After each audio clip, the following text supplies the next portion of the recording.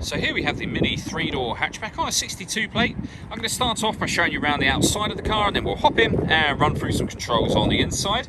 But from the outside, as I say, it's got 3 doors and alloy wheels. Let's start off inside the boot and then work our way around the rest of the car from there. As we approach the back of the car, you can see that given the size of it, we have plenty of boot space along with that 50-50 split folding rear seat should you wish to increase this space even further.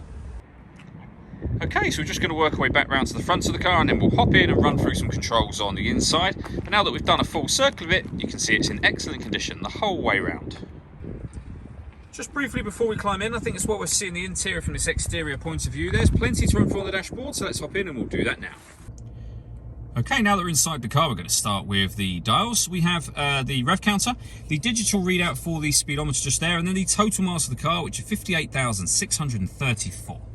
Over in the centre, we have the main speedometer, we have the fuel gauge as well, and then we have the radio. So down here, you can access certain things. So if you hit menu, for example, you'll be able to see that you can pair your phone, access an onboard computer, configure things like the time and date, and then under this one, you have useful phone numbers for Mini.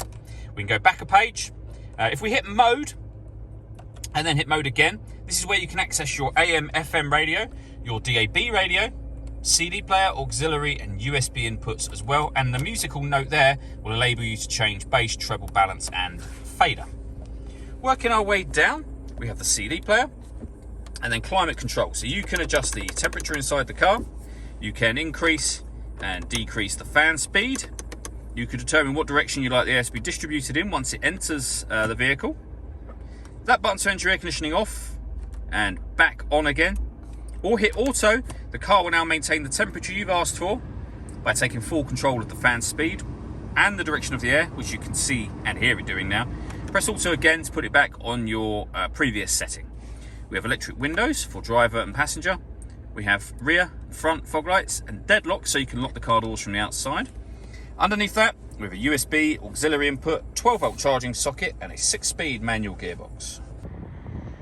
All that leaves me to say is thank you for taking the time to watch this video. If you'd like to come and see the car for yourself and have a test drive, please feel free to give us a call here at Glenbourne's. We'd love to hear from you soon.